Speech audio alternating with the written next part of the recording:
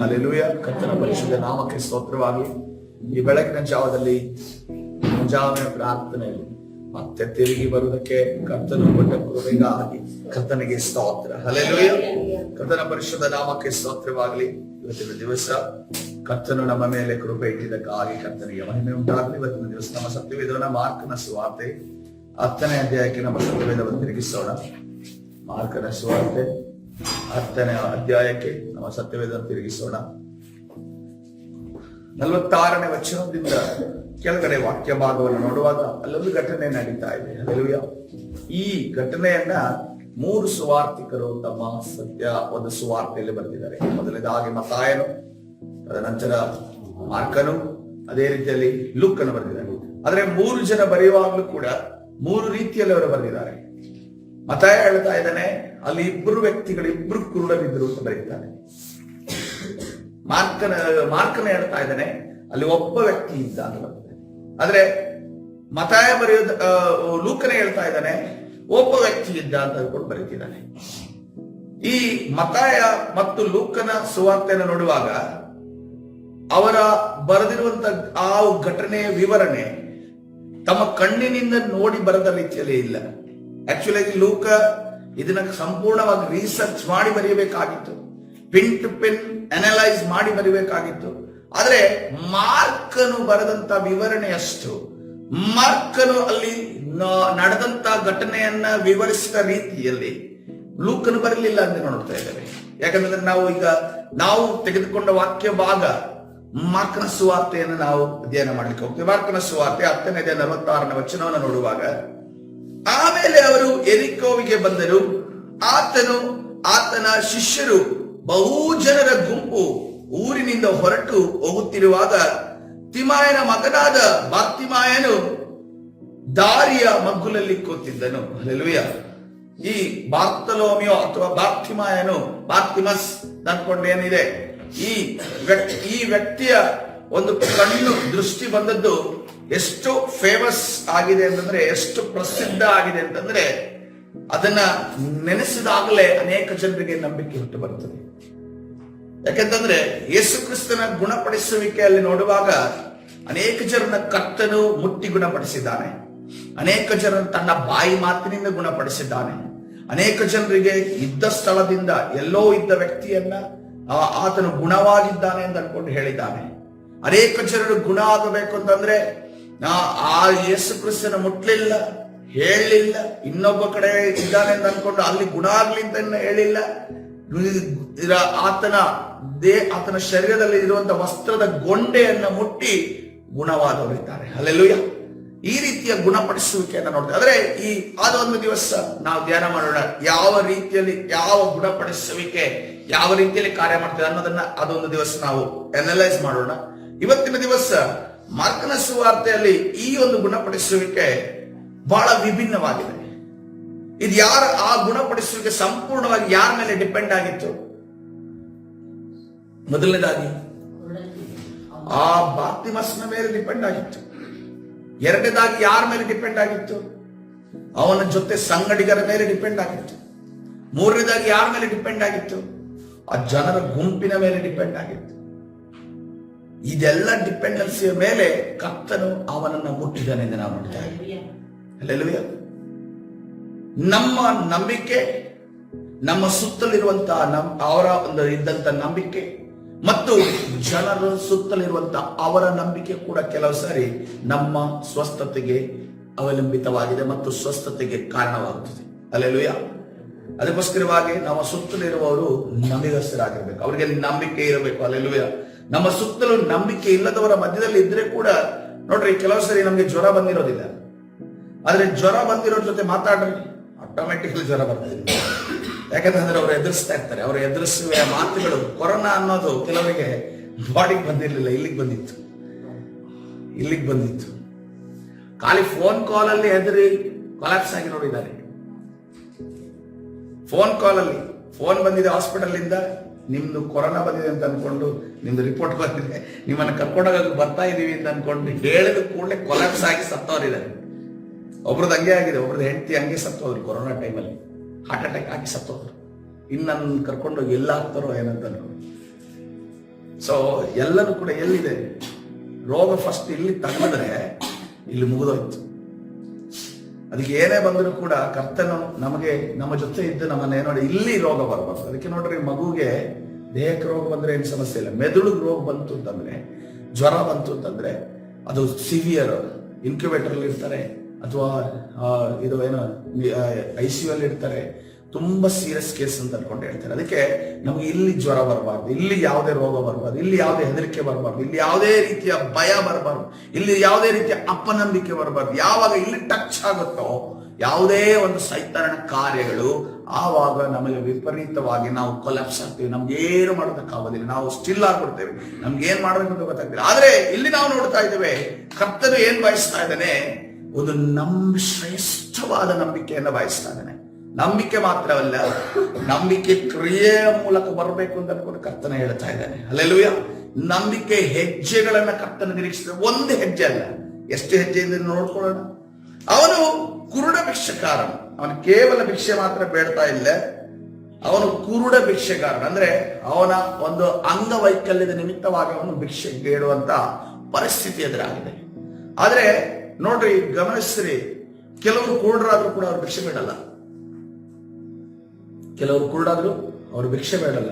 ಅವರು ದುಡಿದು ತಿನ್ನುವಂತ ಬಲಹೀನತೆ ಇದ್ರೂ ಕೂಡ, ಅಂಗವೈಕಲ್ಯ ಇದ್ರೂ ಕೂಡ, ನನ್ನಿಂದ ಏನಾದ್ರೂ ಆಗುತ್ತೆ ಅಂತ ಅನ್ಕೊಂಡು ಜೀವನದಲ್ಲಿ ಅವ್ರು ಹೇಗೆ ಅಂತಂದ್ರೆ, ಕೆಲವು ಸರಿ ಕ್ರಿಸ್ತನಲ್ಲಿ ಇರುವವರಿಗಿಂತ ಬಲವಾಗಿ ನಿಂತಿದ್ದಾರೆ. ಅವರಿಗೆ ಅಂಗವೈಕಲ್ಯ ಇರುತ್ತೆ, ಆದ್ರೂ ಕೂಡ ಆ ಅಂಗವೈಕಲ್ಯತನವನ್ನ ಬಿಡುಗಡೆ ಮಾಡಿಸೋದಕ್ಕೆ ಅವರು ಅವರಿಗೆ ಗೊತ್ತಿಲ್ಲ. ಆದ್ರೆ ಯೇಸು ಕ್ರಿಸ್ತನು ಈ ರೀತಿಯಲ್ಲಿ ಬಿಡುಗಡೆ ಮಾಡಿದ್ರೆ ಗೊತ್ತಿಲ್ಲ. ಮತ್ತೆ ಇನ್ನೊಂದು ರೀತಿಯಲ್ಲಿ ನೋಡುವಾಗ, ಯೇಸು ಕ್ರಿಸ್ತನನ್ನ ಸ್ವೀಕರಿಸೋದಕ್ಕೆ ಮತ್ತೆ ಇಷ್ಟದೇ ಇಲ್ಲದಂತ ವ್ಯಕ್ತಿ, ಅವನು ಅಂಗವೈಕಲ್ಯ ಇದ್ರೂ ಕೂಡ ಅಂಗ ಇರುವವನಿಗಿಂತ ಹೆಚ್ಚು ಸಾಧನೆಯನ್ನು ಮಾಡಿರುತ್ತಾರೆ. ಅದಕ್ಕೋಸ್ಕರವಾಗಿ ಕರ್ತನ ಹೇಳ್ತಾ ಇದ್ದಾನೆ, ಕೆಲವರಿಗೆ ಅಂಗ ಇದ್ರೂ ಕೂಡ, ಎಲ್ಲಾ ಅಂಗಗಳಿದ್ರೂ ಕೂಡ ಅವರಷ್ಟು ಸಾಧನೆ ನಮಗೆ ಮಾಡೋದಕ್ಕಾಗಲಿಲ್ಲ, ಅವರಷ್ಟು ಕಾರ್ಯಗಳನ್ನು ನಮಗೆ ಮಾಡೋದಕ್ಕಾಗಲಿಲ್ಲ. ಕರ್ತನ ಹೇಳ್ತಾ ಇದ್ದಾನೆ, ನಿಮಗೆಲ್ಲವನ್ನು ಕೊಟ್ಟಿದ್ದೇನೆ, ನೀವು ಏನು ಮಾಡ್ತೀರಾ ಅನ್ನೋದನ್ನ ಪ್ರಶ್ನೆ ಕೇಳ್ತಾನೆ. ಹಲ್ಲೆಲೂಯಾ.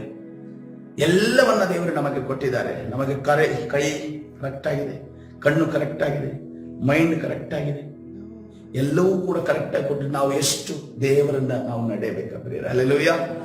ಕರ್ತನ ಪರಿಶುದ್ಧ ನಾಮಕ್ಕೆ. ಈ ಮಾರ್ಗವಾಗಿ ಹೋಗುವವನು ನಜರೇತಿನ ಯೇಸು ಎಂದು ಅವನು ಕೇಳಿ. ಇಲ್ಲಿ ಗಮನಿಸ್ರಿ, ಯಾರು ಕೂಡ ಯಾರಿಗೆ ಇನ್ಫಾರ್ಮೇಶನ್ ಕೊಡ್ಲಿಲ್ಲ? ಆ ಕುರುಡನಿಗೆ ಇನ್ಫಾರ್ಮೇಶನ್ ಕೊಡ್ಲಿಲ್ಲ. ಯಾರು ಕೇಳ್ತಾ ಇದ್ದಾನೆ? ಆ ಕುರುಡನೆ ಕೇಳ್ತಾ ಇದ್ದಾನೆ. ಯಾರು ಒಪ್ಪಿಸಿದ್ದಾರೆ? ಇಷ್ಟೊಂದು ಗುಂಪು, ಇಷ್ಟೊಂದು ಗಲಿಬಿಲಿ, ಇಷ್ಟೊಂದು ಸೌಂಡ್ ಕೇಳ್ತಾ ಇದೆಯಲ್ಲ ನಂಗೆ. ಯಾಕಂದ್ರೆ ನೋಡ್ರಿ, ಕಣ್ಣಿಲ್ದವ್ರಿಗೆ ಕಿವಿ ಕಣ್ಣಾಗಿರುತ್ತೆ. ಯಾಕಂದ್ರೆ ಕಣ್ಣಿಲ್ಲ ಅಂತ ಅನ್ಕೊಂಡು ಅವ್ರ ಹತ್ರ ಆಟ ಆಡಕ್ ಹೋಗ್ಬಿಡ್ರಿ. ಯಾಕಂದ್ರೆ ಅವರು ಒಂದು ಚಿಕ್ಕ ಅಂತ ಅನ್ಕೊಂಡು, ಆದ್ರೂ ಕೂಡ ಇದು ಯಾರು ಮಾತಾಡಿದ್ದು, ಯಾರ ಸೌಂಡ್, ಮನುಷ್ಯನ ಸೌಂಡ, ಪ್ರಾಣಿ ಸೌಂಡ, ವಸ್ತುವಿನ ಸೌಂಡ ಅಂತ ಅನ್ಕೊಂಡು ಅವ್ರು ಹೇಳ್ತಾರೆ. ಅಷ್ಟು ಶಾರ್ಪ್ ಇರುತ್ತೆ ಅವ್ರ ಕಿವಿ. ಅದಕ್ಕೋಸ್ಕರವಾಗಿ ನೋಡ್ರಿ, ಅವನೇನ್ ಹೇಳ್ತಾ ಇದ್ದಾನೆ? ಈ ಮಾರ್ಗವಾಗಿ ಹೋಗುವವನು ನಜರೇತಿನ ಯೇಸು ಎಂದು ಅವನು ಕೇಳಿ. ಯಾರು ಕೇಳ್ತಾ ಇದ್ದಾನೆ? ಯಾರು? ಆ ಕುರುಡನೇ ಕೇಳ್ತಾ ಇದ್ದಾನೆ. ಆಕ್ಚುಲ್ ಆಗಿ ಸುತ್ತಲೇ ಇರುವಂತ ಜನರು ಹೇಳ್ಬೇಕು, ನಜರೇತಿನ ಯೇಸು ಹೋಗ್ತಾ ಇದ್ದಾರಪ್ಪ ಅಂತ ಅನ್ಕೊಂಡು ಹೇಳ್ಬೇಕಿತ್ತು. ಆದರೆ ಆ ಕುರುಡನ್ ಹೇಳ್ತಾ ಇದ್ದಾನೆ, ನಜರೇತಿನ ಯೇಸು ಹೋಗ್ತಿದಾರಲ್ಲ ಎಂದು ಕೇಳಿ, ದಾವಿದ ಕುಮಾರನೇ ಯೇಸುವೆ, ನನ್ನನ್ನು ಕರುಣಿಸು ಎಂದು ಕೂಗಿಕೊಳ್ಳುವುದಕ್ಕೆ ಪ್ರಾರಂಭಿಸಿದನು. ಹಲ್ಲೆಲೂಯಾ. ಕರ್ತನ ಪರಿಶುದ್ಧ ನಾಮಕ್ಕೆ ಸ್ತೋತ್ರವಾಗಲಿ. ಯಾವುದೇ ಪೂರ್ವಭಾವಿಯಲ್ಲಿ ಕೊಟ್ಟಿಲ್ಲ. ಯೇಸು ಕ್ರಿಸ್ತನು ಕುರುಡರನ್ನ ಗುಣಪಡಿಸ್ತಾನಂತೆ ಅನ್ನೋದನ್ನ ಡಿಸ್ಕಷನ್ ಆಗಿದ್ದನ್ನ ಕೊಟ್ಟಿಲ್ಲ. ಯೇಸು ಕ್ರಿಸ್ತನ ಕುಷ್ಠರನ್ನ ಗುಣಪಡಿಸ್ತಾನಂತೆ. ಯೇಸು ಕ್ರಿಸ್ತನು ದೇವ ಕುಮಾರನಂತೆ, ದಾವಿದ ಕುಮಾರನಂತೆ. ದಾವಿದನು ಯಾಕೆ ದಾವಿದನ್ನು ಅಂತ ಅನ್ಕೊಂಡು ಕರೀತಿದ್ದಾರೆ ಇಲ್ಲಿ? ಬೇರೆ ಯಾವ್ದು ಅಬ್ರಹಾಮನ ಹೆಸರು ಕರೀತಾ ಇಲ್ಲ, ಯಾಕೋಬನ ಹೆಸರು ಕರೀತಾ ಇಲ್ಲ, ಇಸಾಕನ ಹೆಸರು ಕರೀತಾ ಇಲ್ಲ, ಅಥವಾ ದಾನಿಯೇಲನ ಹೆಸರು ಕರೀತಾ ಇಲ್ಲ. ಯಾಕೆ ಇಲ್ಲಿ ದಾವಿದ ಕುಮಾರನೇ ಅಂತ ಕರೀತಾ ಇದ್ದಾರೆ? ಇದು ಆಲ್ರೆಡಿ ಡಿಸ್ಕಸ್ ಆಗಿದೆ. ಯಾಕೆ ದಾವಿದ ಕುಮಾರನೇ ಅಂತ ಕರೀತಾ ಇದ್ದಾರೆ? ದಾವಿದ ಮನೆಯಿಂದ ಹೋದಾಗ ಎಲ್ಲ ಬಡವರು ಕುರುಕರು. ಈ ಒಂದು ಇನ್ಸಿಡೆಂಟ್ ಅನ್ನ ಜನರು ನೆನಪಲ್ಲಿ ಇಟ್ಕೊಂಡಿದ್ದಾರೆ. ದಾವಿದನು ಕೇವಲ ಯಾರನ್ನ ಸೇರಿಸಿಕೊಳ್ಳುವವನು ಅಲ್ಲ, ಅದನ್ನು ಕೇವಲ ಶ್ರೀಮಂತರನ್ನು ಸೇರಿಸಿಕೊಳ್ಳುವವನು ಮಾತ್ರವೇ ಅಲ್ಲ, ಆತನು ದೊಡ್ಡ ದೊಡ್ಡ ಸ್ಥಿತಿಯಲ್ಲಿರುವವರನ್ನು. ಯಾಕಂದ್ರೆ ನೋಡ್ರಿ, ಸೌಲನಲ್ಲೂ ದಾವಿದನಲ್ಲಿ ಡಿಫ್ರೆನ್ಸ್ ಏನಂತಂದ್ರೆ, ಸೌಲನು ಯಾರು ಪರಿಣಿತಿ ಹೊಂದಿದನೋ, ಯುದ್ಧದಲ್ಲಿ ಯಾರು ಬಿಲ್ಲು ಬಾಣನ್ನು ಚೆನ್ನಾಗಿ ಬಿಡಿತಾನೋ, ಕತ್ತಿ ವರಸನ್ನು ಚೆನ್ನಾಗಿ ಮಾಡ್ತಾನೋ, ಈಟಿಯನ್ನು ಚೆನ್ನಾಗಿ, ಅವ್ರು ಯಾರೇ ಆಗಿರಲಿ, ಅವರು ಯಾವ ದೇಶದವನೇ ಆಗಿರ್ಲಿ, ಅವನನ್ನ ಕರ್ಕೊಂಡ್ ಬರ್ತಾ ಇದ್ದ, ತನ್ನ ಸೈನ್ಯಕ್ಕೆ ಸೇರಿಸ್ಕೊಳ್ತಾ ಇದ್ದ. ಇದು ಎಲ್ಲಿ ನಮ್ಗೆ ಗೊತ್ತಾಗುತ್ತೆ? ಉರಿಯ ಯಾರಾಗಿದ್ದಾನೆ? ಆತನ ಹಿತ್ತಿಯನಾಗಿದ್ದಾನೆ. ಹಿತ್ತಿಯನ್ ಬಂದು ಹೆಂಗೆ ಯಹೂದ್ಯ ಸೈನ್ಯಕ್ಕೆ ಸೇರ್ದ? ಹಿತ್ತಿಯ ಬಂದು ಹೆಂಗೆ ಯಹೂದ್ಯ ಸೈನ್ಯಕ್ಕೆ ಸೇರ್ದ? ಆ ನಂಬಿಗಸ್ತನಾದ ಹಿತ್ತಿಯ ಅವನು ಈ ದೇವ ಜನರಿಗೆ ಸೇರ್ಪಟ್ಟನಲ್ಲ, ಇಸ್ರೇಲ್ ದೇಶ ಸೇರ್ಪಟ್ಟನಲ್ಲ, ಅವನು ಹೆಂಗ್ ನಂಬಿಗಸ್ತನಾಗ್ತೀವಿ? ಹಾಗಾದ್ರೆ ಈ ನಂಬಿಗಸ್ತಿಗೆ ನೀನು ಎಲ್ಲಿ ಹುಡುಕಿ ತಂದ? ಯಾವಾಗ ಈ ತರದ ವ್ಯಕ್ತಿಗಳನ್ನ ಹೆಂಗೆ ಒಂದೊಂದಾಗಿ ಆರಿಸಿ ಯಾರ್ತಾ ಇದ್ದ? ದಾವಿದನನ್ನು ಕೂಡ ಅಷ್ಟೇ. ದಾವಿದನನ್ನು ದೇವರು ಹುಡುಕುವಾಗ ಹೇಳ್ತಾರೆ ಸೈನಿಕರು, ಒಬ್ಬ ಇದ್ದಾನೆ, ಅವನು ಕಿನ್ನರಿ ಚೆನ್ನಾಗಿ ಬಾರಿಸ್ತಾನೆ, ಮತ್ತೊಂದು ರಣಶೂರನಾಗಿದ್ದಾನೆ ಅಂತ ಅನ್ಕೊಂಡು ವಿವರಣೆ ಕೊಡ್ತಾರೆ ದಾವಿದನ ಬಗ್ಗೆ. ಯಾಕಂದ್ರೆ ಸೌಲನ ಒಂದು ಗುಣ ಗೊತ್ತಿತ್ತು ಅವರಿಗೆ. ಸೌಲನ ಏನಂತಂದ್ರೆ ಯಾರಾದ್ರೂ ಒಳ್ಳೆಯವರಿದ್ದಾರೆ ಅವನು. ಆದ್ರೆ ದಾವಿದನನ್ನು ನೋಡುವಾಗ ದಾವಿದನು ಯಾರನ್ನು ತನ್ನ ಬಳಿಗೆ ಬರಿಗೊಡಿಸ್ತಾ ಇದ್ದ? ಬಡವರನ್ನ, ಅಂಗವೈಕಲ್ಯ ಇರುವವರನ್ನ, ಕಷ್ಟದಲ್ಲಿರುವವರನ್ನ, ಅವರನ್ನ ತನ್ನ ಬಳಿಗೆ ಆತನ ಇಟ್ಟುಕೊಳ್ತಾ ಇದ್ದ. ಹಲ್ಲೆಲೂಯಾ. ನಾವು ಇವತ್ತಿನ ದಿವಸ ಯಾರನ್ನ ನಮ್ಮ ಬಳಿಗೆ ಬರಗೊಡಿಸ್ತಾ ಇದ್ದೇವೆ? ಸಮಾನವಾಗಿ ಬರಗೊಡಿಸೋರ ಬಗ್ಗೆ ನಾನು ಹೇಳ್ತಾ ಇಲ್ಲ. ಕೆಲವರಿಗೆ ಏನಂತಂದ್ರೆ ಶ್ರೀಮಂತರಿಗೆ ಮಾತ್ರ ನಾವು ಮಾನ್ಯತೆ ಕೊಡ್ತೀವಿ, ಒಳ್ಳೆ ಸ್ಥಾನದಲ್ಲಿರುವವರಿಗೆ ಮಾತ್ರ ಮಾನ್ಯತೆ ಕೊಡ್ತೀವಿ, ಅವರಿಗೆ ರೆಸ್ಪೆಕ್ಟ್ ಕೊಡ್ತೀವಿ. ಆದ್ರೆ ನಮ್ಮ ಮುಂದೆ ಇರುವಂತ ಹಂಗಂತ ಹೇಳಿ ಕಷ್ಟದವರಿಗೆ ಕೊಟ್ಟು ಶ್ರೀಮಂತರನ್ನ ತೆಗಳೋದಲ್ಲ, ನಾನು ಹೇಳ್ತಾ ಇಲ್ಲ, ಅದು ಮಾಡಬಾರ್ದು. ಕಷ್ಟದವರಿಗೆಲ್ಲ ಒಳ್ಳೆ ಪ್ರೀತಿ ಕೊಟ್ಟು ಇವ್ರನ್ನ ಬೈಕೊಂಡು ತಿರುಗಾಡೋದಲ್ಲ, ಅದು ಕೆಲವು ಸರಿ ತಪ್ಪಾಗುತ್ತೆ. ಆದ್ರೆ ಎಲ್ಲವನ್ನ ಸಮಾನವಾಗಿ ಕಾಣಬೇಕು ಅಂತ ಅನ್ಕೊಂಡು ನಮಗೆ ಯಾರು ಹೇಳ್ತಾ ಇದ್ದಾನೆ? ಯೇಸು ಕ್ರಿಸ್ತನೇ. ಯೇಸು ಕ್ರಿಸ್ತನಿಗೆ ಮುಂಚೆ ಇದನ್ನ ಎಲ್ಲಿ ನೋಡ್ತಾ ಇರ್ತಾರೆ? ದಾವಿದನಲ್ಲಿ ನೋಡ್ತಾ ಇರ್ತಾರೆ. ದಾವಿದನಲ್ಲಿ ನೋಡಿರೋದ್ರಿಂದ ಇವರು ಏನನ್ನ ಕರೀತಿದ್ದಾರೆ? ಯೇಸು ಕ್ರಿಸ್ತನನ್ನ ದಾವಿದ ಕುಮಾರನೇ ಅನ್ಕೊಂಡು ಒಂದು ದಿಕ್ಕಿನಲ್ಲಿ ಯೇಸು ಕ್ರಿಸ್ತನನ್ನ ನೋಡಿ ಎಂದು ಕರೀತಿದ್ದಾರೆ. ದಾವಿದ ಕುಮಾರನೇ, ಯೇಸುವೆ ನನ್ನನ್ನು ಕರುಣಿಸಿ ಎಂದು ಕೂಗಿಕೊಳ್ಳುವುದಕ್ಕೆ ಪ್ರಾರಂಭಿಸಿದನು. ಮೊದಲನೇ ಸ್ಟೆಪ್ ಇಡ್ತಾ ಇದ್ದಾನೆ. ಯಾರು? ಬಾಪ್ತಿಮಿಯನು. ಏನು ಮೊದಲನೇ ಸ್ಟೆಪ್, ಮೊದಲನೇ ಹೆಜ್ಜೆಯನ್ನ, ತನ್ನ ನಂಬಿಕೆ ಹೆಜ್ಜೆಯನ್ನು ಇಡ್ತಾ ಇದ್ದಾನೆ. ಅನೇಕರು ಸುಮ್ಮನಿರು ಎಂದು ಅವನನ್ನು ಗದರಿಸಲು ಏನ್ ಮಾಡ್ತಾರೆ? ಅವನು ಕುರುಡ. ಯೇಸು ಕ್ರಿಸ್ತನು ಆತನು ಅನೇಕ ಜನರಿಗೆ ಬೋಧನೆಯನ್ನ ಸಾರುವವನು. ಯಾಕಂದ್ರೆ ಅಲ್ಲಿ ಇಸ್ರೇಲ್ ಪಟ್ಟಣದಲ್ಲಿ ಟೀಚರ್ಗೆ, ಬೋಧಕರಿಗೆ ವಿಶೇಷವಾದ ಒಂದು ರೆಸ್ಪೆಕ್ಟ್ ಇತ್ತು. ಇಲ್ಲಿ ಯಾವ ರೀತಿಯಲ್ಲಿ ಸ್ವಾಮೀಜಿಗೆ ರೆಸ್ಪೆಕ್ಟ್ ಇದೆಯೋ ಅಲ್ಲಿ ಬೋಧಕರಿಗೆ ವಿಶೇಷವಾದ ರೆಸ್ಪೆಕ್ಟ್ ಇತ್ತು. ಯಾರು ಧರ್ಮಶಾಸ್ತ್ರವನ್ನ ಬೋಧನೆ ಮಾಡ್ತಾರೋ ಅಥವಾ ಅದ್ಭುತಗಳನ್ನ ಮಾಡ್ತಾರೋ, ದೇವರ ವಿಚಾರಗಳನ್ನು ಜನರಿಗೆ ತಿಳಿಸ್ತಾರೋ, ಅಥವಾ ಪ್ರವಾದಿಗಳ ರೀತಿಯಲ್ಲಿ ಪ್ರವಾದನೆಯನ್ನು ನುಡಿತಾರೋ ಅವರಿಗೆ ವಿಶೇಷವಾದ ರೆಸ್ಪೆಕ್ಟ್ ಇತ್ತು. ಆ ರೆಸ್ಪೆಕ್ಟ್ ಇರುವಂತ ವ್ಯಕ್ತಿಯನ್ನ ಈ ಯಾರು ಕೂಗ್ತಾ ಇದ್ದಾನೆ? ದಾರಿಯ ಮಗ್ಗುಲಲ್ಲಿ ಕೂತಿರುವಂತ ಬಾರ್ತಿಮಯನ ಕೂಗ್ತಾ ಇದ್ದಾನೆ. ಅವಾಗ ಪಕ್ಕದಿರುವಂತ ಜನರು, ಸುಮ್ಮನೆ ಈಗ ಯಾರೋ ಒಬ್ರು ಪೊಲಿಟಿಷಿಯನ್ ಬಂದ್ರೆ ರೋಡಲ್ಲಿ ಸಡನ್ ಆಗಿ ಯಾರಾದ್ರೂ ಒಬ್ರು ಕಾಲಿಡಿಯಕ್ಕೆ ಹೋಗ್ತಾರಲ್ಲ, ಅವನ ಪರಿಸ್ಥಿತಿ ಏನಿರುತ್ತೆ? ಅವನಿಗೆ ಬಡದು ಸರಿಯಾಗಿ ಇಟ್ಟು ಅವನನ್ನು ದೂರ ಬಿಸಾಕ್ತಾರೆ. ಅದೇ ರೀತಿಯಲ್ಲಿ ಪರಿಸ್ಥಿತಿ ಯಾರ್ದಾಗ್ತಿದೆ? ಬಾರ್ತಿಮಯನ ಪರಿಸ್ಥಿತಿ ಆಗ್ತಾ ಇದೆ. ಬಾರ್ತಿಮಯನ ಏನಂತಂದ್ರೆ ದಾವಿದ ಕುಮಾರನೇ ಕೂಗುವಾಗ ಅವನೇನ್ ಮಾಡ್ತಿದೆ? ಸಪರೇಟ್ ಆದ್ರೂ ಕೂಡ ಎರಡನೇ ಹೆಜ್ಜೆ, ನಂಬಿಕೆ ಹೆಜ್ಜೆಯನ್ನ ಇಡ್ತಾ ಇದ್ದಾನೆ. ಇನ್ನೂ ಜೋರಾಗಿ ಅವನು, ದಾವಿದ ಕುಮಾರನೇ ನನ್ನನ್ನು ಕರುಣಿಸು ಎಂದು ಮತ್ತಷ್ಟು ಕೂಗಿಕೊಂಡನು. ಹಲ್ಲೆಲೂಯ. ಮೊದಲನೇ ಸ್ವರದಲ್ಲಿ ಅವನು ಕೂಗ್ತಾ ಇಲ್ಲ, ಅವನ ನಂಬಿಕೆ ಇನ್ನೂ ಹೆಚ್ಚಾಗಿ, ನಂಬಿಕೆ ಹೆಜ್ಜೆ ಇನ್ನೂ ಹೆಚ್ಚಾಗಿ ಬರೋದನ್ನು ನಾವು ನೋಡ್ತೇವೆ. ಅವನು ಮತ್ತಷ್ಟು ಹೆಚ್ಚಾಗಿ ಕೂಗಿಕೊಂಡನು. ಹಲ್ಲೆಲೂಯ. ಕರ್ತನ ಪರಿಶುದ್ಧ ನಾಮಕ್ಕೆ ಸ್ತೋತ್ರವಾಗಲಿ. ಈ ಪ್ರಕಟಣೆ ನಾವು ಒಬ್ಬ ಸೇವಕರ ಬಾಯಿಯಿಂದ ನಮ್ಮ ಸೇವೆ ಕೇಳಿದಿದೆ ಅನ್ಸುತ್ತೆ. ಯಾರಿಗೆ ಸ್ವಸ್ಥತೆ ಬೇಕೋ, ಯಾರಿಗೆ ಬಿಡುಗಡೆ ಬೇಕು, ಅವನೇನ್ ಮಾಡ್ಬೇಕು? ಅವನು ಕೂಗಬೇಕು. ಹಲ್ಲೆಲೂಯ. ಯಾರಿಗೆ ಸ್ವಸ್ಥತೆ ಬೇಕು? ನನಗೆ ಸ್ವಸ್ಥತೆ ಮಾಡಲೇ ಇಲ್ಲ, ನನಗೇನು ಮಾಡಲೇ ಇಲ್ಲ, ದೇವರು ಹೆಸರು ಮಾಡಿಲ್ಲ ಅಂತ ಅನ್ಕೊಂಡು ಕೊರಕೊಂಡು ಓಡಾಡ್ಕೊಂಡು ಎಲ್ಲರ ಮನಸ್ಸಲ್ಲಿ ನೆಗೆಟಿವ್ ಬೀಜಗಳನ್ನ ಬಿತ್ತುವುದಕ್ಕಿಂತ ನಿನಗೆ ಸ್ವಸ್ಥತೆ, ನಿನಗೆ ಬಿಡುಗಡೆ ಬೇಕಾದ್ರೆ ಏನ್ ಮಾಡ್ಬೇಕು? ನೀನು ಕೂಗಬೇಕಾದ್ರೆ. ಕೂಗೋದಂದ್ರೆ ಅರ್ಥ ಏನಾದ್ರೆ ಪಂಚಮುಖಿ ಸರ್ಕಲ್ ಅಲ್ಲಿ ಹೋಗಿ ಓ ಯೇಸುವೇ ದಾವಿದ ಕುಮಾರನಿಗೆ ಕೂಗದ. ಮನೆಯಲ್ಲಿ ನಮ್ಗೆ ಜಾಗ ಕೊಟ್ಟಿದ್ದಾರೆ, ಮೊಣಕಾಲೂರಿ ಕರ್ತನ ಸನ್ನಿಧಾನ ನಾವು ಪ್ರಾರ್ಥನೆ ಮಾಡುವುದಾದ್ರೆ ಕರ್ತನು ಬಾರ್ತಿಮಾಯನ ರೀತಿಯಲ್ಲಿ ನಮಗೆ ಬಿಡುಗಡೆಯನ್ನ ಕೊಡುವ ಕರ್ತನ ಪರಿಶುದ್ಧ ನಾಮಕ್ಕೆ ಸ್ತೋತ್ರ. ಎರಡನೇ ಹೆಜ್ಜೆಯನ್ನು ಇಡ್ತಾ ಇದ್ದಾನೆ.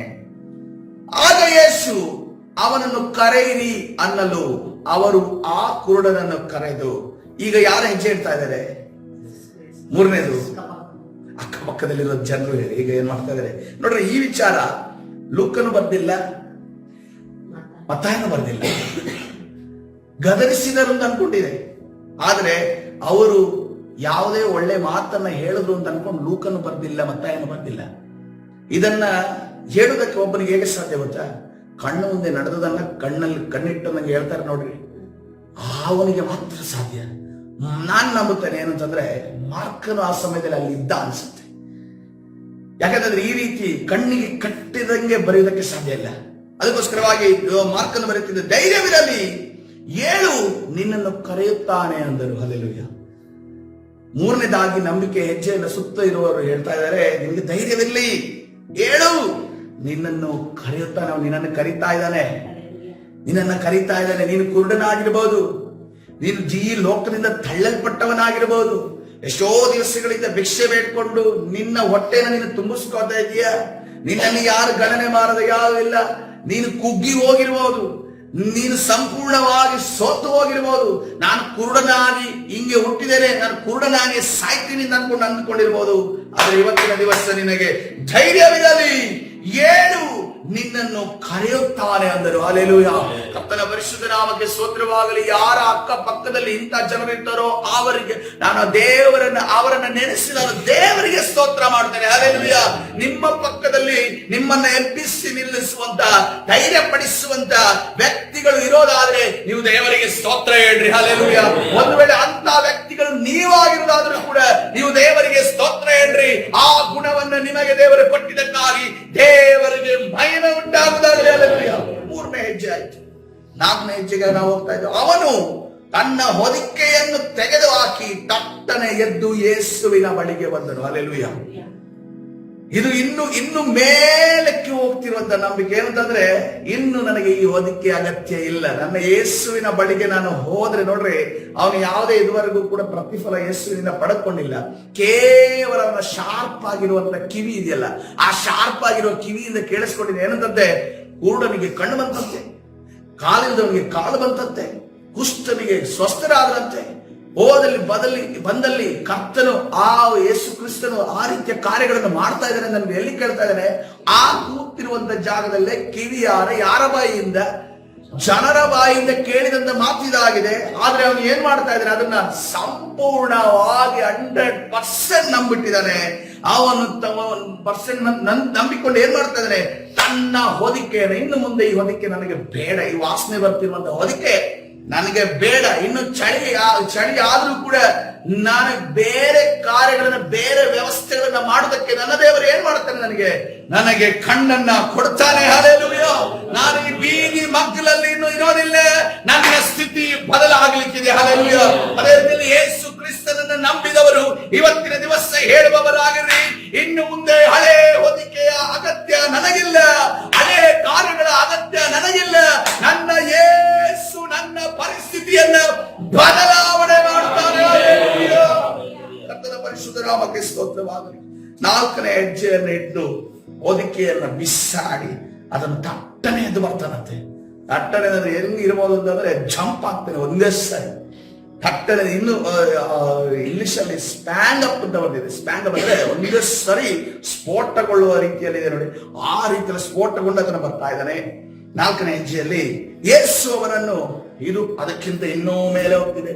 ನೀರು ಕೆಳಗಡೆ ಹೋಗ್ತಾ ಇಲ್ಲ, ನೀರು ಮೇಲೆ ಹೋಗ್ತಾ ಇದೆ. ಫಸ್ಟ್ ಅವನು ಕೂಗುದ, ಅವಾಗ ಅವನಿಗೆ ಎರಡನೇದಾಗಿ ಡಿಸ್ಟರ್ಬೆನ್ಸ್ ಬಂತು. ಏನ್ ಡಿಸ್ಟರ್ಬೆನ್ಸ್ ಬಂತು? ಸುಮ್ಮನಿರು ಅಂತ ಅನ್ಕೊಂಡು ಹೇಳಿದ್ರು.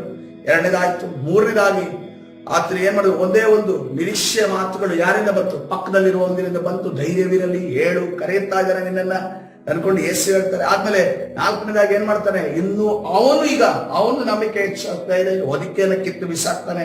ಈಗ ಯೇಸು ಸ್ವಾಮಿನೇ ಬಂದು ಏನಂತ ಅನ್ಕೊಂಡು ಗೊತ್ತಿದೆ, ಯೇಸು ಸ್ವಾಮಿಗೆ ಕಣ್ಣಿಲ್ಲ ಅಂತ ಗೊತ್ತಿದೆ, ಅವನ ಪರಿಸ್ಥಿತಿ ಹಂಗಿದೆ ಅಂತ ಗೊತ್ತಿದೆ. ಆದರೂ ಕೂಡ ನನ್ನ ಕರ್ತನ ಕೇಳ್ತಾ ಇದ್ದಾನೆ, ನಾನು ನಿನಗೆ ಏನು ಮಾಡಬೇಕೆಂದು ಕೋರುತ್ತೀನಿ. ಇವನಿಗೆ ಏನ್ ಬೇಕು? ಇವನು ಇದೋಷ ಕಣ್ಣು ಬೇಕು, ಅದು ಗೊತ್ತಿದೆ. ಆದ್ರೆ ಅವನ ಒಳಗಡೆ ವಿಚಾರವನ್ನು ತಿಳಿದುಕೊಳ್ಳೋ ದೇವರು ಬಯಸ್ತಾ ಇದ್ದಾನೆ. ಯಾಕೆಂತಂದ್ರೆ ನೋಡ್ರಿ, ಯವನಸ್ಥನು ಅಧಿಕಾರಿ, ರೂಲರ್, ಅದನ್ನು ಬರ್ತಾನೆ. ಬಾಯಲ್ಲಿ ಏನ್ ಹೇಳ್ತಾ ಇದ್ದಾನೆ? ನಿತ್ಯ ಜೀವ ತೆಗೆದುಕೊಳ್ಳೋದಕ್ಕೆ ನಾನೇನು ಮಾಡಬೇಕು? ದೇವರು ಆತನ ಹೃದಯವನ್ನ ದೃಷ್ಟಿಸಿ, ಮೊದಲೆಲ್ಲ ಆಜ್ಞೆ ಎಲ್ಲ ಹೇಳಿ ದೃಷ್ಟಿಸಿ ಏನೇನು ಕೇಳ್ತಾ ಇದ್ದಾರೆ, ನಿನಗಿರೋದನ್ನ ಎಲ್ಲವನ್ನ. ಹಾಗಾದ್ರೆ ಒಳಗಡೆ ಅಂತ ಹೊರಗಡೆ ಅಂತಾನೆ. ಇಲ್ಲಿ ಅದನ್ನೇ ಕರ್ತನು ಒಳಗಡೆ ಇರೋದನ್ನ ಕಕ್ಕಿಸ್ತಾ ಇದ್ದಾರೆ. ಏನಂತ ಇವನು ಒಳಗಡೆ ಏನಿದೆಯಪ್ಪ ದೇವರಿಗೆ ಅದು ಗೊತ್ತಿದೆ, ಆದ್ರೂ ಕೂಡ ಇವನ್ ಬಾಯಲ್ಲಿ ಏನ್ ಬರುತ್ತೆ ಅಂತ ಅನ್ಕೊಂಡೆ. ಅದಕ್ಕೋಸ್ಕರವಾಗಿ ಕರ್ತನ ಸನ್ನಿಧಿಯಲ್ಲಿ ಪ್ರಾರ್ಥನೆ ಮಾಡುವಾಗ ಬಹಳ ಎಚ್ಚರದಿಂದ ಇರಬೇಕು. ನಮ್ಮ ಪ್ರಾರ್ಥನೆ ಕರ್ತನ ಚಿತ್ತದ ಪ್ರಕಾರವಾಗಿ ಇರೋದಾದ್ರೆ ಕರ್ತನು ಆದಷ್ಟು ಬೇಗ ಅದನ್ನು ನೆರವೇರಿಸುವ ಆತನಾಗಿದೆ. ಹಲ್ಲೆಲೂಯಾ. ಕರ್ತನು ನಾವು ನೋಡ್ರಿ ಇಲ್ಲಿ ಕೇಳುವಂತ ಅವಶ್ಯಕತೆ. ಅನೇಕ ಬಾರಿ ಕೆಲವು ಪ್ರಾರ್ಥನೆಗಳು ಹೆಂಗಿದೆ ಅಂದ್ರೆ ನಾವು ಆಮೇಲೆ ಹೇಳೋದಕ್ಕಿಂತ ಮುಂಚೆ ನಮಗೆ ಉತ್ತರ ಸಿಗುವಂತದ್ದಾಗಿದೆ. ಕೆಲವು ಪ್ರಾರ್ಥನೆಗಳು ಏನು ಅಂತಂದ್ರೆ ನಾವು ಯೇಸುವಿನ ನಾಮದಲ್ಲಿ ಕೇಳಬೇಕು, ಅದು ಮಾತ್ರ ಸಿಗುವಂತದ್ದಾಗಿದೆ. ಕೆಲವು ಪ್ರಾರ್ಥನೆ ಹೇಳಿದ್ರೆ ಬೇಸರಗೊಳ್ಳದೆ ನೀವು ಪ್ರಾರ್ಥನೆ ಮಾಡ್ರಿ ಅಂತ ಕರ್ತನೆ ಹೇಳ್ತಾನೆ. ಕೆಲವು ಪ್ರಾರ್ಥನೆ ಹೇಳಿದ್ರೆ ನೀವು ಯಾವುದೇ ಕಾರಣಕ್ಕೂ ನೀವು ಕುಗ್ಗದೆ ಬಂದರೂ ಕೂಡ ನೀವು ಸಹಿಸಿಕೊಂಡು ಪ್ರಾರ್ಥನೆ ಮಾಡ್ರಿ ಅಂತ ಕರ್ತನ ವಾಕ್ಯ ಹೇಳ್ತದೆ. ಹಾಗಾದ್ರೆ ಪ್ರಾರ್ಥನೆ ಮಾಡುವಿಕೆಯಲ್ಲಿ ವಿಧ ಇದೆ. ಪ್ರಾರ್ಥನೆ ಮಾಡುವಿಕೆಯಲ್ಲಿ ವಿಧ ಇದೆ. ಇಲ್ಲಿ ಇವನ ಬಾಯಿಂದ ಏನ್ ಬರುತ್ತೆ, ನಿನಗೇನ್ ಬೇಕಪ್ಪ ಅಂತ ಅನ್ಕೊಂಡು ಕೇಳುವಾಗ ಆತನು ಅಲ್ಲಿ ಹೆಜ್ಜೆ ಇಡ್ತಾ ಇದ್ದಾನೆ. ಐದನೇ ಹೆಜ್ಜೆ ಆಯ್ತು, ಈಗ 6ನೇ ಹೆಜ್ಜೆ ಇಡ್ತಾ ಇದ್ದಾನೆ. ಏನು ಎಂದು ಕೇಳಲು ಕುರುಡನು ಏನಂತಂದ್ರೆ, ನನಗೆ ಕಣ್ಣು ಬರುವಂತೆ ಮಾಡಬೇಕು ಗುರುವೇ. ಹಲ್ಲೆಲೂಯಾ. ಕರ್ತನ ಪರಿಶುದ್ಧ ನಾಮಕ್ಕೆ ಸ್ತೋತ್ರವಾಗ್ಲಿ. ಒಂದು ವೇಳೆ ಪೇತ್ರನ ಕಾಲಲ್ಲಿ ಇದ್ದಂತ ಆ ಕುರುಡನು ಯೇಸುವಿನ ಕಾಲದಲ್ಲಿ ಬಾರ್ತಿಮೇಯನಾಗಿದ್ರೆ ಅವನೇನ್ ಕೇಳ್ತಾ ಇದ್ದ? ಏನ್ ಕೇಳ್ತಾ ಇದ್ದ? ಚಿನ್ನ ಬೆಳ್ಳಿ ಕೇಳ್ತಾ ಇದ್ದ. ಏನ್ ಕೇಳ್ತಾ ಇದ್ದ? ಚಿನ್ನ ಬೆಳ್ಳಿ ಕೇಳಿದ. ಅದಕ್ಕೋಸ್ಕರ ಪೇತ್ರನ ಹೇಳಿದ್ದು, ಚಿನ್ನ ಬೆಳ್ಳಿ ನನ್ನ ಹತ್ರ ಇಲ್ಲ, ನನ್ನಲ್ಲಿ ಇರುವುದನ್ನ ನಿನಗೆ ಕೊಡ್ತೇನೆ. ನನ್ನಲ್ಲಿ ಇರುವುದೇನು? ಯೇಸುವಿನ ನಾಮ ಆಗಿದೆ. ಹಲ್ಲೆಲೂಯಾ. ಯೇಸುವಿನ ನಾಮ ನಿನಗೆ ಚಿನ್ನ ಬೆಳ್ಳಿ ಮನೆ ಕಾರು ಕೊಡೋದಿಲ್ಲ. ಯೇಸುವಿನ ನಾಮ ನಿನಗೆ ನಿತ್ಯ ನಿರಂತರವಾದದನ್ನ ನಿನ್ನ ಬಾಡಿಯಲ್ಲಿ, ನಿನ್ನ ಒಂದು ಮನಸ್ಸಿನಲ್ಲಿ, ನಿನ್ನ ಆತ್ಮದಲ್ಲಿ ಜೀವವನ್ನು ತುಂಬುವಂತದಾಗಿದೆ. ಹಲ್ಲೆಲೂಯಾ. ಹಲ್ಲೆಲೂಯಾ. ಒಂದು ವೇಳೆ ಚಿನ್ನ ಬೆಳ್ಳಿ ಬಂಗಾರ ಕೊಟ್ಟಿದ್ರೆ ಫಸ್ಟ್ ಅವನು ಚಿನ್ನ ಬೆಳ್ಳಿ ಬಂಗಾರ ಉಟ್ಕೊಂಡು ಹೋಗ್ತಾ ಇದ್ದ ಪೇತ್ರನ ಜಾಗದಿಂದ. ಅವನು ಕುರುಡತನ ಅವನಿಗೆ ನೀಗಿರೋದ್ರಿಂದ ಅವನೆಲ್ಲೋದ? ಎಲ್ಲೋದ? ದೇವರ ಆಲಯದ ಒಳಗಡೆ ಹೋದ. ಹಲ್ಲೆಲೂಯಾ. ಕರ್ತನ ಪರಿಶುದ್ಧ ನಾಮಕ್ಕೆ ಸ್ತೋತ್ರವಾಗಲಿ. ಆ ಒಂದು ವ್ಯಕ್ತಿಯಿಂದ, ಕುಂಟ ವ್ಯಕ್ತಿಯಿಂದ ನಮಗೆ ಗೊತ್ತಾಗೋದ ವಿಚಾರ ಏನು? ನಮಗೆ ಅದ್ಭುತ ಸಿಕ್ಕ ಕೂಡಲೇ ನಾವು ನೆನಪು ಮಾಡಬೇಕಾಗಿರುವಂತಹ ಒಂದು ವ್ಯಕ್ತಿ ಯಾರು ಅಂದ್ರೆ ಯೇಸು ಕ್ರಿಸ್ತನಾಗಿದ್ದಾನೆ. ನೆನಪು ಮಾಡಬೇಕಾಗಿರೋ ಜಾಗ ಯಾವುದೆಂದು ನೋಡುವಾಗ ಅದು ಯೇಸು ಕ್ರಿಸ್ತನ ಆಲಯವಾಗಿದೆ. ಹಲ್ಲೆಲೂಯಾ. ಕರ್ತನ ಪರಿಶುದ್ಧ ನಾಮಕ್ಕೆ ಸ್ತೋತ್ರವಾಗಲಿ. ಆದ್ರೆ ಬಾರ್ತಿಮೇಯ ಏನ್ ಕೇಳ್ತಾ ಇದ್ದಾನೆ? ನನಗೆ ಕಣ್ಣು ಬರುವಂತೆ ಮಾಡು, ಅಷ್ಟು ಸಾಕು ನನಗೆ ಅಂತ ಅನ್ಕೊಂಡು ಹೇಳ್ತಾ ಇದ್ದಾನೆ. ಹಣ ಬೇಡ, ಯಾವ ತಟ್ಟೆ ಬೇಡ, ಒಳ್ಳೆ ಹೊದಿಕೆ ಬೇಡ, ಪ್ಯಾಂಟು ಶರ್ಟು ಬೇಡ, ಮನೆ ಬೇಡ, ಹೆಂಡತಿ ಮಕ್ಕಳು ಬೇಡ, ನನಗೇನ್ ಬೇಕು? ಕಣ್ಣು ಬಂದ್ರೆ ಸಾಕು ನನಗೆ ಅಂತ ಅನ್ನೋ ರೀತಿಯಲ್ಲಿ ಕೇಳ್ತಾ ಇದ್ದೇನೆ. 6ನೇ ಹೆಜ್ಜೆ ಆಯ್ತು. ಯೇಸು ಅವನಿಗೆ, ಈಗ 7ನೇ ಹೆಜ್ಜೆಗೆ ನಾವು ಹೋಗ್ತಾ ಇದ್ದೇವೆ. ಯೇಸು ಅವನಿಗೆ, ಹೋಗು, ನಿನ್ನ ನಂಬಿಕೆ ನಿನ್ನನ್ನು ಸ್ವಸ್ಥ ಮಾಡಿ ಅದೇ ಎಂದು ಹೇಳಿದನು. ಕೂಡಲೇ ಅವನಿಗೆ ಕಣ್ಣು ಬಂದವು. ಅವನು ಆ ದಾರಿಯಲ್ಲಿ ಆತನ ಹಿಂದೆ ಹೋದನು. ಹಲ್ಲೆಲೂಯಾ. ಅವನ ಮನೆಗೆ ಹೋಗ್ಲಿಲ್ಲ. ಅವನು ಯಾರ ಹಿಂದೆ ಹೋಗ್ತಾ ಇದ್ದಾನೆ? ಸರ್ವಶಕ್ತನು, ಕರ್ತಾದಿ ಕರ್ತನು, ದೇವಾದಿ ದೇವನು, ಈ ಲೋಕದ ಮೆಸ್ಸಿಯನಾದ ಯೇಸು ಕ್ರಿಸ್ತನ ಹಿಂದೆ ಆತನು ಹೋಗ್ತಾ ಇದ್ದಾನೆ. ಹಲ್ಲೆಲೂಯಾ. ಈ ವಿಚಾರದಲ್ಲಿ ಮಾತ್ರ ಮಾರ್ಕ ಸ್ವಲ್ಪ ಬರ್ದಿದ್ದಾನೆ. ಲೂಕ ಇನ್ನೊಂದು ವಿಚಾರ ಬರ್ದಿದ್ದಾನೆ. ಕೊನೆಯದಾಗಿ ಲೋಕನ ಸುವಾರ್ತೆಗೆ ಹೋಗೋಣ. ಅದು ವರ್ಷ ಯಾವ್ದು ಬರುತ್ತೆ ಅಂತಂದ್ರೆ 12ನೇ ಅಧ್ಯಾಯ ಅನ್ಸುತ್ತೆ. 18th chapter. Okay, 18th chapter ಹೋಗೋಣ. 18th ಚಾಪ್ಟರ್ 35 ಅನ್ಸುತ್ತೆ. 35 ಇಂದ ಕೆಳಗಡೆ ಕೊನೆಯ ಒಂದು ವಾಕ್ಯ ನೋಡ್ರಿ. ತಕ್ಷಣವೇ ಅವನಿಗೆ ಕಣ್ಣು ಬಂದವನೇ ಮಾಡ್ತಾನಂತೆ. ಕಣ್ಣು ಬಂದು, ಇದು ಮಾತ್ರ ಲೂಕನು ಅನಲೈಸ್ ಮಾಡಿ, ರಿಸರ್ಚ್ ಮಾಡಿ ಏನ್ ಬರ್ದಿದ್ದಾನೆ? ಅವನು ದೇವರನ್ನು ಕೊಂಡಾಡುತ್ತಾ ಆತನ ಹಿಂದೆ ಹೋದನು. ಜನರೆಲ್ಲರೂ ನಡೆದ ಸಂಗತಿಯನ್ನು ನೋಡಿ ಏನ್ ಮಾಡಿದ್ರು? ದೇವರನ್ನ ಸ್ತುತಿಸಿದರು. ಹಲ್ಲೆಲೂಯಾ. ಹಲ್ಲೆಲೂಯಾ. ಇವತ್ತಿನ ದಿವಸ ಎಷ್ಟು ಹೆಜ್ಜೆಯ ನಂಬಿಕೆ ನಮ್ಮಲ್ಲಿದೆ? ದಾವಿದ ಕುಮಾರನಿಂದ ಕರೆದ ಮೇಲೆ ಸುಮ್ಮನಾಗ್ಬಿಡ್ತೀವ? ಇನ್ನೊಂದ್ಸಲಿ ದಾವಿದ ಕುಮಾರನಿಂದ ಕರಿಯಕ್ಕೆ ಹೋಗ್ತೀವ? ಬೇಡ, ದೇವ್ರು ಕೊಡಲ್ಲ ಅಂತ ಅನ್ಕೋತೀವ? ಅಥವಾ ದಾವಿದ ಕುಮಾರನಿಂದ 2 ಸರಿ ಕರೆದು ಅಲ್ಲಿ ಸುತ್ತಲೇ ಇರುವಂತ ಜನರು ಹೇಳ್ತಾರಲ್ಲ, ಧೈರ್ಯವಿರಲಿ ಅಂತ ಅನ್ಕೊಂಡು ನಮ್ಗೆ ಧೈರ್ಯ, ನಂಬಿಕೆ ಬರುತ್ತಾ ನನ್ನ ಜೀವಿತದಲ್ಲಿ ದೇವರು ಅದ್ಭುತ ಮಾಡ್ತಾನೆ ಅಂತ? ಅದು ಅಲ್ಲಿ ತನಕ ಮಾತ್ರ ಇರೋದು. ನಮ್ಮ ನೆಕ್ಸ್ಟ್ ಹೊದಿಕೆಯನ್ನ ಬಿಟ್ಟು ನಮ್ಗೆ ಹೋಗೋದಕ್ಕೆ ಸಾಧ್ಯ ಇದೆಯಾ? ಆ ನಂಬಿಕೆ ಇದೆಯಾ ನಮ್ಗೆ? ಅಥವಾ 4ನೇದಾಗಿ ಆದ ನಂತರ ನಿನ್ಗೇನ್ ಬೇಕು ಅಂತ ಅನ್ಕೊಂಡು ಕೇಳಿದಾಗ ನಿನ್ಗೇನ್ ಬೇಕು ಅಂತ ನನ್ಗೆ ಗೊತ್ತಿಲ್ವಾ? ಯೇಸು ಸ್ವಾಮಿಗೇನೆ ನನಗೇನ್ ಬೇಕು ಅಂತ ನಿನಗೆ ಗೊತ್ತಿಲ್ವಾ? ನೀವ್ ಮತ್ತೇನ್ ಕೇಳ್ತಾ ಇದ್ದೀನಿ ನನ್ನ ಹತ್ರ? ನನ್ನ ಪರಿಸ್ಥಿತಿ ನೋಡಿ ನೀನು ಹಿಂಗೆಲ್ಲ ನಾನು ಮಾತಾಡಬೇಕಾ? ಈ ರೀತಿ ಕೆಲವರಿಗೆ ಈ ರೀತಿ ಹೇಳಿದಾಗ ಏನಾಗುತ್ತೆ, ನನ್ನನ್ನು ಈ ಪರಿಸ್ಥಿತಿ ನೋಡಿ ಹೀಯಾಳಿಸ್ತೀರಾ ಅಂತ ಹೇಳ್ತಾರೆ. ದುಃಖದಲ್ಲಿ ನೋವಲ್ಲಿರೋರು ಏನ್ ಮಾಡ್ತಾರೆ ಅಂದ್ರೆ, ಏನಾದ್ರೂ ಅವ್ರಿಗೆ ಬುದ್ಧಿ ಹೇಳಕ್ ಹೋಗ್ರಿ, ನಿಮ್ಗೆ ಗೊತ್ತಾಗಲ್ಲ ನಮ್ಮ ಪರಿಸ್ಥಿತಿ, ನಾನಿಲ್ಲಿ ಹಾದೋಗ್ತಿರೋದು ಅಂತ ಅನ್ಕೊಂಡಂತಾನೆ ಅನ್ನೋ ರೀತಿಯಲ್ಲಿ ನಾವು ಮಾತಾಡ. ಆದ್ರೆ ಇಲ್ಲಿ ಏನ್ ಮಾಡ್ತಾ ಇದ್ದಾನೆ ಕುರುಡನು? ಯೇಸು ಕೇಳಿದ್ರು ಕೂಡ ಏನಂತ ಉತ್ತರ ಕೊಟ್ಟ? ನನಗೆ ಕಣ್ಣು ಬರಬೇಕು ಅಂತ ಅನ್ಕೊಂಡೆ. ಇದು ಆರನೇ ಜಾರ ನಂತರ ಕೂಡ ಅಲ್ಲೇ ನಿಂತಿದ್ದಾನೆ, ಇನ್ನು ಏನ್ ನಡೀತಾ ಇಲ್ಲ. ಆಗ ಕೂಡಲೇ ದೇವರು ಅವನ ಈ 7 ಹೆಜ್ಜೆಗಳ ನಂಬಿಕೆಯನ್ನು ನೋಡಿ ದೇವರು ಗುಣಪಡಿಸೋದನ್ನ ನೋಡ್ತೇವೆ. ಹಲ್ಲೆಲೂಯಾ. ಇವತ್ತಿನ ದಿವಸ ಈ ನಂಬಿಕೆ ನಮ್ಮಲ್ಲಿರೋದಾದ್ರೆ ಅದ್ಭುತ, ಖಂಡಿತ ಪ್ರಿಯರೇ. ಹಲ್ಲೆಲೂಯಾ. ಕರ್ತನು ನಮ್ಮನ್ನ ಮುಟ್ಟಲು ಆತನು ಇಷ್ಟಪಡುವವನಾಗಿದ್ದಾನೆ. ಆತನು ಯಾಕೆಂತಂದ್ರೆ ನೋಡ್ರಿ, ಈ ರೀತಿಯ ನಂಬಿಕೆ ಅನ್ನೋದು ಸ್ಟಾರ್ಟಿಂಗ್ ಅಲ್ಲಿ ಬರುವಂತ ಈಗ ಇನಿಷಿಯಲ್ ವಿಶ್ವಾಸಿಗಳಿಗೆ ಕರ್ತನು ಈ ರೀತಿಯ ನಂಬಿಕೆಯನ್ನು ನಿರೀಕ್ಷೆ ಮಾಡಲ್ಲ. ಈ ರೀತಿಯ ನಂಬಿಕೆ ಯಾರನ್ನ ನಿರೀಕ್ಷೆ ಮಾಡ್ತಾರೆ? ನಾವು ವಾಕ್ಯವನ್ನ ಕೇಳಿ ನಂಬಿಕೆ ಉಳ್ಳವರಾಗಿ, ಯೇಸುವಿನ ಜೊತೆ ಒಡಂಬಡಿಕೆ ಉಳ್ಳವರಾಗಿ, ಈ ಮುಂಜಾವಿನ ಪ್ರಾರ್ಥನೆಗೆ, ಭಾನುವಾರದ ಪ್ರಾರ್ಥನೆಗೆ ಬರುವಂತ ವಿಶ್ವಾಸಿಗಳ ಜೊತೆ ಕರ್ತನೆ ಹೇಳಿದೆ, ನಿನ್ನಲ್ಲಿ 7 ಹೆಜ್ಜೆಗಳ ನಂಬಿಕೆ ಇದೆಯಾ? ಹಲ್ಲೆಲೂಯಾ. ಯಾಕಂದ್ರೆ ಇಬ್ರಿಯ ಬರೆದ ಪತ್ರಿಕೆ 11ನೇ ಅಧ್ಯಾಯ 1ನೇ ವಚನವನ್ನು ನೋಡುವಾಗ, ನಂಬಿಕೆಯೋ ನಾವು ನಿರೀಕ್ಷಿಸುವವುಗಳ ವಿಷಯವಾಗಿ ಭರವಸೆದಿಂದಿರುವುದು, ಕಣ್ಣಿಗೆ ಕಾಣದವುಗಳನ್ನು ನಿಜವೆಂದು ತಿಳುಕೊಳ್ಳುವುದೂ ಆಗಿದೆ. ಹಲ್ಲೆಲೂಯಾ. 2 ಕೊರಿಂಥ 5ನೇ ಅಧ್ಯಾಯ 7ನೇ ವಚನದಲ್ಲಿ ನೋಡುವಾಗ, ನಾವು ನೋಡುವವರಾಗಿ ನಡೆಯದೆ ನಂಬುವವರಾಗಿ ನಡೆಯುತ್ತೇವಾದ್ದರಿಂದ ದೇಹದಲ್ಲಿ ವಾಸಿಸುವವರಿಗೂ ಕರ್ತನಿಗೆ ದೂರದಲ್ಲಿರುವಂತಹ ಪ್ರವಾಸಿಗಳಾಗಿದ್ದೇವೆ ಎಂದು ಬಲ್ಲೆವು. ಹಲ್ಲೆಲೂಯಾ. ಕರ್ತನ ಪರಿಶುದ್ಧ ನಾಮಕ್ಕೆ ಸ್ತೋತ್ರವಾಗಲಿ. ಇವತ್ತಿನ ದಿವಸ ನಮ್ಮ ನಂಬಿಕೆ ಹೆಚ್ಚಲ್ಪಡಲಿ ಪ್ರಿಯರೇ. ಹಲ್ಲೆಲೂಯಾ. ಪರಲೋಕ ಯಾವುದಕ್ಕೆ ತೆರಲ್ಪಡುತ್ತೆ ಗೊತ್ತಾ? ನಮ್ಮ ನಂಬಿಕೆ ಎಂಬ ಕರೆನ್ಸಿಗೆ. ಹಲ್ಲೆಲೂಯಾ. ಹಾಸ್ಪಿಟಲ್ ಗೇಟ್ ಹತ್ರ ಹೋಗುವಾಗ ಒಳಗಡೆ ICU ಬಿಡಬೇಕು ಅಂತಂದ್ರೆ ಅಕ್ರಮವಾಗಿ ಅವ್ರಿಗೆ ಒಂದು 100 ರೂಪಾಯಿ 50 ರೂಪಾಯಿ ಕೊಡ್ಬೇಕು. ಆವಾಗ ಡೋರ್ ಓಪನ್ ಆಗುತ್ತೆ. ಅಫಿಷಿಯಲ್ ಆಗಿಲ್ಲ, ಅನ್ಅಫಿಷಿಯಲ್ ಆಗಿ. ಆದ್ರೆ ಆ ಅನ್ಅಫಿಷಿಯಲ್ ಆಗಿ ಕೊಡುವಂತ ಆ ಒಂದು ಹಣದಿಂದ ಈ ಒಂದು ಪರಲೋಕ ತೆರೆಯಲ್ಲ. ಪರಲೋಕ ಯಾವುದರಿಂದ ತೆರೆಯುತ್ತೆ? ಪರಲೋಕ ತೆರೆಯೋದು ನಂಬಿಕೆಯಿಂದ ಪ್ರಿಯರೇ. ಹಲ್ಲೆಲೂಯಾ. ನಾವು ನಂಬಿಕೆಯಿಂದ ನಾವು ಕರ್ತನನ್ನ ಬಯಸೋದರೆ ಕರ್ತನು ಖಂಡಿತವಾಗಿ ಅಸಾಧ್ಯವಾದ ಕಾರ್ಯವನ್ನ ಕರ್ತನು ಮಾಡಲು ಶಕ್ತನಾಗಿದ್ದಾನೆ. ಹಲ್ಲೆಲೂಯಾ. ಕರ್ತನ ಸನ್ನಿಧಾನದಲ್ಲಿ ಈ ಸಮಯದಲ್ಲಿ ಬಾಯಿ ತೆಗೆದು ಹೇಳೋಣ, ಕರ್ತನೇ ನನ್ನ ನಂಬಿಕೆಯನ್ನು ಹೆಚ್ಚಿಸು ಸ್ವಾಮಿ. ಯಾವ ರೀತಿಯಲ್ಲಿ ಒಬ್ಬ ಆ ಮೂರ್ಛಾ ರೋಗಿಯ ಒಂದು ತಂದೆ ಬಂದು ನನ್ನ ನಂಬಿಕೆಯನ್ನು ಹೆಚ್ಚಿಸು ಎಂದು ಕೇಳಿದನೋ, ಅದೇ ರೀತಿಯಲ್ಲಿ ಈ ಸಮಯದಲ್ಲಿ ಹೇಳೋಣ, ಕರ್ತನೇ ನನ್ನ ನಂಬಿಕೆಯನ್ನು ಹೆಚ್ಚಿಸು ಸ್ವಾಮಿ, ನನ್ನ ನಂಬಿಕೆಯನ್ನ ಬಲಪಡಿಸು. ನನ್ನ ನಂಬಿಕೆಯಲ್ಲಿ ಕರ್ತನೆ 7 ಹೆಜ್ಜೆಗಳಿಂದ ಹೆಚ್ಚಾಗಿ ನಿನ್ನನ್ನ ನಂಬುವ ಹಾಗೆ ಕರ್ತನೆ ನನಗೆ ಸಾಹಸವನ್ನ ಚಾಚು. ಕಾಣುವಂತದನ್ನ ನಂಬಿಕೆ ನಂಬೋದು ಸುಲಭ, ಆದ್ರೆ ಕಾಣದೆ ಇರುವುದನ್ನ ನಾನು ನಂಬುವಾಗ ನನಗೆ ಸಹಾಯ ಮಾಡು ಎಂದು ಕೇಳಿಕೊಳ್ಳೋಣ. ರಿವಾಲವ ಶಂಕರಾದರ ದುರಿದರ ಉಡಲರ ಅಚ್ಚರಾದನ ಸೆಕ್ಕರಿಯ ದುರರ ದುರಿಯಾದರ. ಓ ಜೀಸಸ್. ಹಲ್ಲೆಲೂಯಾ. ಪರಿಶುದ್ಧನಾದ ದೇವರ ನಾಮಕ್ಕೆ ಸ್ತೋತ್ರವಾಗಲಿ.